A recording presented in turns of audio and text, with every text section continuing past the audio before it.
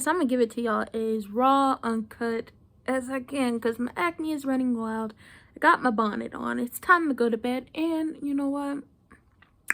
Got my lip gloss on. Come shop with Flawless Deception real quick. Come let us make your lips as popping as mine. Like, forget the acne. Look at my lips. Look at them. Anyway, give y'all like a little recap, my thoughts on the Salt-N-Pepa movie. Let's get into it. So Miss Sandy and Miss Cheryl, that's their real names. So I'm adding Miss because, you know, I got to be respectful. I got to respect my elders. Miss Sandy and Miss Cheryl, they met in college. Miss Sandy was going to school for psychology. Miss Cheryl was there for... She didn't know what she wanted to do. But you know what she did? She worked at Sears, and she was there trying to hand out applications to get some of these people some jobs, okay? Come work with us at Sears. I mean, we don't make a lot, but we sell people warranties, and we could really be doing what we want to do, because ain't nobody trying to buy no warranty. Anyway, so Miss Sandy asked Miss Cheryl, you gonna give me, you gonna put in a good word for me, light skin? Miss Cheryl said, yeah. And Miss Sandy and Miss Cheryl ended up working together at Sears. Now at Sears, we had Martin working there. We had Kid and Play working there.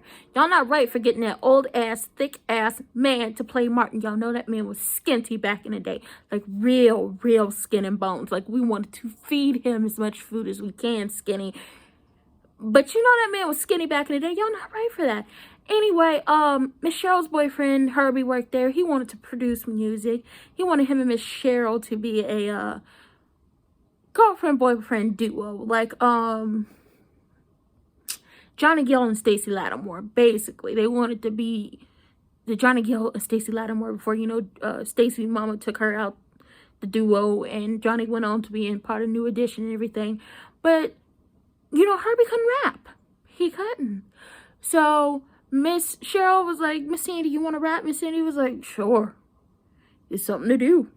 Because she heard Miss Sandy beatboxing one day at the Sears while, you know, they was trying to, or lying like they was selling somebody a warranty. Anyway, so they started getting together, and Mr. Herbie don't really like Miss Sandy like that. He don't. It may be because, well, he called Miss Sandy ghetto. Now, they do a song, This and Dougie Fresh, and, you know, everything is good. However, nobody really knows them. Nobody's really seen them, so they don't know who Salt-N-Pepa is. So, they go to perform one day. They got, like, a good little show at a club, and it's a fake Salt-N-Pepa with a pimp. With a fake Salt-N-Pepa got they, I don't know if he was a pimp, but it was a pimp. And the fake Salt-N-Pepa on stage, it was Miss Cheryl and Miss Sandy's daughters. You know, Egypt needed a job. But I'm going to leave that alone. You know, because I don't know if y'all know, but if you know, she quit growing up hip-hop because nobody wanted to film with Sam. Anyway, so Herbie ran on stage like, this ain't the real Salt-N-Pepa. They chased Herbie out. They beat the brakes off Herbie. Miss Cheryl come over there trying to break it up and get cold cocked in the face. Like, they punched her in the face and knocked her out. I'm like, damn. Really? Y'all gotta do a girl like that? But you know what they did? You know, they did her like that. So, Mr. Herbie, he was like, okay, I got our names, so nobody can, you know, take that from us. He brought his brother in to be the choreographer, I think. And I'm like, is this same people playing each other? Because I don't remember them saying he was a twin Herbie. Not at all. And then he brings in a DJ. Her name is LaToya. That would be the first Spinderella. Now, Miss Cheryl and Miss Sandy was like, we don't need no DJ. We don't need a third girl. It's us two, and that's it. But you know what? Herbie was like, we gonna do this. It's gonna be a third. You know what? They wasn't feeling the first Spinderella. And low-key, I could see why they weren't feeling the first Spinderella. Only because she would look too flirty with Herbie. And I was like, my thought is, possibly, and this is my opinion, maybe Herbie and LaToya, that's the first Spinderella, was hunching. Which caused her to end up quitting because she realized he ain't gonna leave Cheryl. At all. So, before she up and quit, Miss Sandy got her hair burnt off because her sister decided to put a perm on her head and it burned. So, you know what? We're going to get a fade. We're going to do it. Now, the people were saying the wigs were terrible. No. The hairstyles back in the day was trash. Okay? And they showed just exactly how trash they were. Okay? I mean, you can't make these things up. Go look at pictures of them in the 80s. Them hairstyles was... Baby. No. I guess y'all wanted to experiment as much as y'all can / could in the 80s, and on hair, it was terrible. I tell you that. Anyway, they do a photo shoot. They about to get ready for a tour. They about to get this stuff cracking. And LaToya quit, so they got to get a new DJ. And that's when we meet the Spinderella, the only Spinderella we actually know. Which y'all did Miss Spinderella wrong for that, okay? Y'all cut her out the movie. I mean, I know she was suing. Well, she is suing y'all. But that's because y'all owe that lady money. Y'all talk about, it was just a Salt-N-Pepa. It's just two people. Not, well, girl, she did photo shoots with y'all, interviews, videos, had verses on the songs. Y'all skipped over the fact that y'all won a Grammy. But I said this on other people's reviews. The reason why they skipped over the fact that they had a Grammy is because then... I don't know why you want to skip over the fact that y'all had a Grammy, but my opinion is y'all skipped over it because Spinderella was, like, she was a part of the group, and it's why y'all got a Grammy. 3 people got a Grammy. Salt-N-Pepa got a Grammy. Cheryl, Sandy, and I think it's like, but the people call her Dee Dee. All 3 y'all got a Grammy. Okay, how y'all skip over y'all getting a Grammy?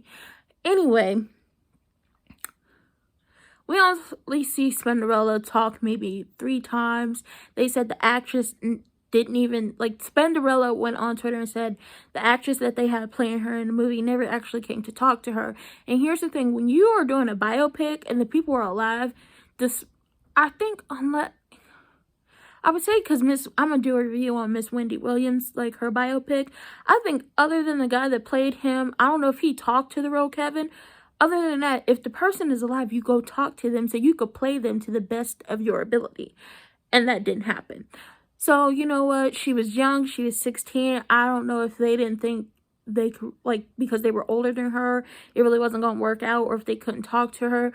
But y'all was in a group for all them years. Y'all toured together. I'm pretty sure y'all might have been in each other's weddings or at baby showers or whatever. And the fact that y'all treated that lady like an employee for 30 years, didn't pay her money, used her likeness to promote shows, y'all ain't right. And the fact that y'all really just cut her out of the movie like she didn't have interest in stuff going on. Like, her daughter's father is Kenny Anderson. I would have liked to see that story play out. Like, I want to know, how did they meet? How did this all work out? How did, I know this is going to be weird because I keep coming in and out, like zooming in on my face and keep going out. But just different stuff that happened in her life. Like, she's a DJ. She probably went DJ for a lot of parties. She probably did a lot of stuff, and y'all just skipped over her story like she wouldn't. Y'all played... Like Bondi Blue said, y'all played her out like a soybean burger bitch. And that's all I got to say about that. Anyway, so they gotta get this close to y'all. So here's the thing I find messed up. They signed a record deal, but it was mostly Herbie and Cheryl. And Herbie and Cheryl got 6 points each on their albums. Now, 6 points is standard. And Herbie told Cheryl, don't tell Sandy. This is a me and you thing. She's just an employee. So basically how y'all tried to play out Spinderella, or how y'all played Spinderella like she was an employee. But yeah, that's what they did. So he told Miss Cheryl, like, this is a me and you thing. This is our group.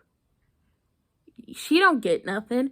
And he was like, I'm keeping my 6 points. Now, if you want to split your 6 points with her, then great. And that's what she ended up doing. She split her 6 points with her. She never told Sandy that, okay, we got a record deal. I got 6 points. Herbie got 6 points, but I'm split my 6 points with you. So we each have 3 points on the record. She didn't tell her that.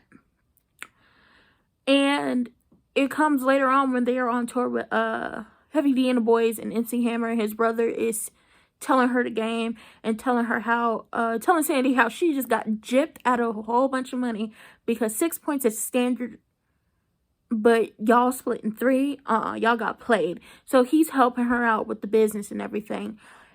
Meantime, in between time, Miss Cheryl gets a call as they're trying to make their music record as homeboy. I know I'm skipping over, I'm mixing stuff up, but anyway, I'm telling it how I want to tell it, okay? Because my retelling of it makes it more interesting. Meantime, in between time, Mr. Herbie out here dipping it and doing it with whoever he can get with and everything. And I'm like, you do know STDs was running rampant back then, okay? HIV and AIDS was a thing, still is a thing, but it was like really big in the 80s. And you just out here hunching on people. Let me tell you how bad it got. Homegirl called his phone as they was trying to record some music as he was going at Miss Sandy, because she wasn't saying a line how he wanted her to say the line. Okay, Ike. Y'all know what I'm talking about. Anyway, she wasn't saying a line how he wanted her to say the line, and he's making her do it over and over and over again. The phone rings. When Cheryl get up, she answers the phone. She go into the little laundry room / closet area. She answers the phone. And the girl on the phone is like, is Herbie there? She was like, he busy. She was like, who is this? Cheryl? Yeah, it's Cheryl. You might want to go change the sheets on the bed. Or not. So Miss Cheryl walks out, sits right back down next to Herbie, looks at the bed, and the music gets low. It's that music that plays in the movies, and it's that type of music that you know some about to pop off, like somebody about to get busted in the back of the head. And she looks over at the sheets, and she see the sheets are messed up, and she don't do nothing. Nothing at all. Nada. Zilch. Zip. I was like, you know what, me, you, Miss Cheryl, we build different. I'm built differently than you, because you ain't got bust upside the head. And I'm telling y'all now, my retelling is a lot better than how they did this movie. I'm telling you that now. I mean, the acting was great. Layla Odom was great. Gigi Townsend was great. The dude that played Herbie was good at playing just like a sleazeball. Like, you was like, basically they painted Herbie as very controlling, a cheater, and a whole jackass. But a talented jackass, but just a jackass. So, where were we?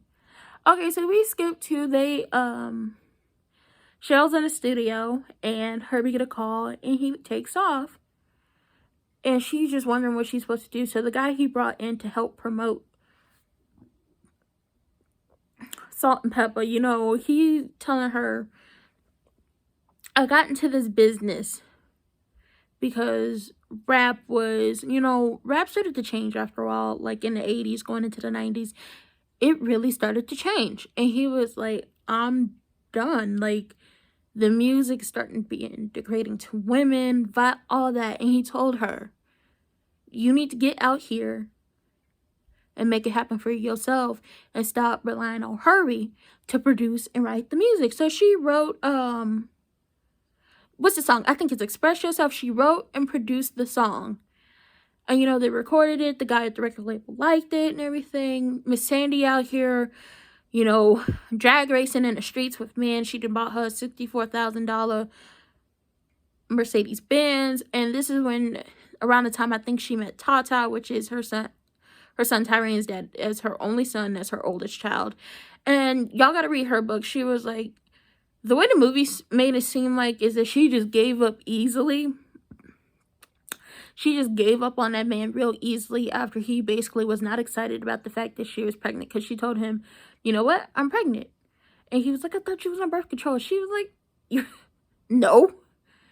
And the movie made it seem like she gave up on him really easily. But if you read her book or looked up an excerpt of her book, I don't even think I said that right.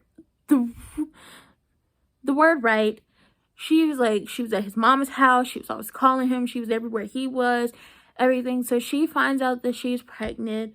At this point, they'd been on tour. Album did well.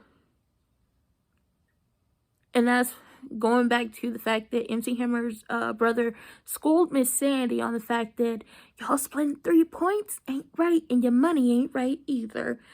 And, you know, they was hosting little parties and doing stuff, partying, smoking, drinking, having fun, doing what I think most people do on tour. I don't know, I ain't never been on tour, but I feel like that's what most people do on tour. Drinking, partying, smoking, having fun, all of that stuff while they were on tour. I feel like this is where most of the... y'all know what I'm talking about, comes when between Sandy and Herbie, is because Sandy caught Herbie at the bar with a little Asian woman, and Herbie basically told her, you ain't nothing, you ghetto trash, and if I want to kick you out the group, I'll kick you out the group. And because he was afraid that Miss Sandy was going to tell Miss Cheryl, and then Miss Cheryl was going to leave him, but Miss Cheryl didn't leave you for a very long time, and she knew you was cheating. And basically Miss Sandy said, I can't tell her anything she don't already know, which means she knows you cheating. She just ain't gonna leave your raggedy ass. So, told you I'm doing it how I want to do it.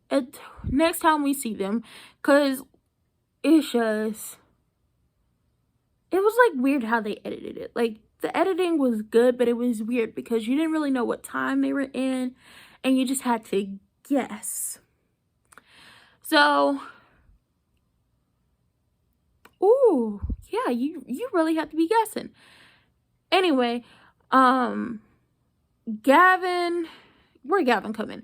Okay, so Sandy introduced Cheryl to Gavin. It was like New Year's Eve, and they was talking about if they can make money off of us, and we can make money off of us, and everything. And she met Gavin, they hung out, and everything. It was cool. Or whatever. They didn't really, like, date right then and there. Now, we did see a really heavily pregnant, I'm trying to get my words, a heavily pregnant Sandy and Cheryl go up to the meeting because they trying to get their money. Like, 3 points ain't enough. We splitting 6 points? Ain't enough. And Herbie knows what's going on because he knows I own 6 points. Cheryl owns 6 points. You just was stupid enough to, basically in his head, stupid enough to split your 6 points with Sandy. So there's like, we need more money. People got kids on the way. People trying to buy houses, cars, take care of families. Okay? And then eventually, you know, get the business stuff squared away. Now, here's the part where Miss Cheryl finally wised up and left Herbie. In a romantic standpoint anyway, because they didn't really leave him in a business standpoint until much later. Miss Cheryl go to Herbie's house. It's the lady there with the baby. Miss Cheryl is holding the baby, talking about, oh, the baby is so cute. Baby talking about, oh, look at these chubby, chunky cheeks. Herbie come downstairs, see her holding the baby, see the girl, and the girl's like, I just stopped by. I didn't know if it was going to be a problem or not. And the girl take the baby and she walk off. Herbie mama and his brother come in. Herbie mama was like, tell her. Basically, tell Miss Cheryl that you got another lady pregnant and that's your baby. And she was holding your baby. And baby, when he told her that was his baby, she broke up with him. I mean, I'm built very differently from you because Uncle don't put hands on nobody, but me and him would have been boxing up in the house. I don't know what you want me to do. You had a baby on me. I don't... What? Cute baby, but you got to see me, sir. So they broke up, and he like, we can still be together. No, sir. I think she took as much cheating as she was going to do. Or could take. But you having a baby on her was a done deal. Cutting ties with you romantically. I mean, we could still do business together, but we are not together. So she goes home, and she had an eating disorder. I don't know if she still has one to this day, but she had an eating disorder back in the day, and she would binge she would binge eat, and then she would purge. And we saw a lot of that. I mean, trigger warning for real. And we saw a lot of that. She would binge on food, then she would purge. And her body issues, I don't know when they started, but you would hear people making comments about her body. Like Herbie told her, you can't be eating all that food. You can't look a certain way because you're small. The fat won't look good on you. While Sandy is taller, so it looks fine on her. So we saw a lot of her binging and purging. And after they broke up, once she finally kicked him to the curb after finding out she was holding his baby in that house and he didn't tell her, and it only took his mama to be like, tell her, because you gotta listen to mama. Sandy called her, she pregnant, she going to the hospital, her water done broke, she about to have baby Tyran. And she comes to the hospital, and they make a vow that it's them together forever, ride or die, till the wheels fall off, to the end of this earth, and in the afterlife. And Tata, which is Tyran's dad, he didn't show up. So we do another jump skip, and it was just like jumping around a lot. So I don't know if the Arsenio Hall interview came first or if it was like the spring break MTV thing, but we'll just go to the Arsenio Hall interview. They did an interview, and Cheryl is pregnant. So it's Deirdre, I want to say that's her name, which is Cinderella, Peppa, which is Sandy, Salt, which is Cheryl. Cheryl is pregnant, and they did an interview, and Arsenio was like, oh, I know you're pregnant, and I know you've been dating your producer Herbie for a long time. So the people thinking the baby is Herbie's, and Michelle was like, I don't have no baby daddy. And her and Gavin kind of get into it, because he's like, what is we doing? And he's like, your baby ain't got no father. And she was like, I'm still in love with Herbie. I'm like, girl, how you still in love with Herbie? Had a baby on you. Anyway, so we do get to MTV Spring Break. They perform. Hey, we get to see Miss Sandy in them braids. Okay, the wigs were for the times because they look like it, and we get to see when she met Tretch, and the fact that I don't know if it's true how it happened, but I guess she sat him down to get him some food. Tyran ran away from her like little babies do, because you gotta keep eyes on them. They like to run. Anyway, and Tretch, kind of brought him back to her, and she was like, I like you, you like me. You know what? Let me go bungee jump and jump off this little thing. And next thing we know, they fall into bed, and they loving and hugging on each other and everything. And their relationship was tumultuous. I feel like I said that word wrong, but it's okay, because he was very jealous and everything. And she would leave him, go back to him, leave him, go back to him. It was a lot of yelling, and I feel like they hinted at him putting hands on her and all that stuff. We see a lot of fighting on about the music they should put on the album between Herbie, Sandy, Cheryl, Spin. He liked the song None of Your Business, which he helped write. They don't want that song, so they each do songs for the album, all that stuff. So they perform in the Essence Fest, and I forgot the lady's name, but I think she's the head of Essence, and she was like, she don't want them to perform None of Your Business. They perform None of Your Business, so that's a big thing. Then we skip over some more, because we're just skipping along. And they in court with Herbie, trying to get from up under him, from him being management, and they win, so they get away from him. And you know what? Michelle, they doing a little tour. Michelle's pregnant again. She ends up falling on tour. She goes to the hospital to get checked out, get her and the baby checked out, and the doctor's like, you got to stop working. Okay, you're putting a lot of stress on your body. This ain't right. And she was like, tour's almost over, but she was like, you have to stop working. So tour ends. Cheryl ends up getting right with the Lord. They hint at the fact that possibly Tretch was taking sex from Sandy when they were married, because she was like, I'm not in the mood, and he was like, you're my wife, you should always be in the mood, and stuff like that. So we do get to see, you know, Miss Sandy getting saved and getting right with the Lord, and like, you know what, maybe I should no, yeah, Miss Cheryl got right with the Lord and got saved and everything, and she's like, maybe I should probably drop Sandy. And Sandy and Tretch going through stuff, and he basically is yelling in her face, I want a divorce, you beep, I want a divorce, all that stuff. And I hope this is not how she did it in real life, because if it was, I couldn't be friends with you again.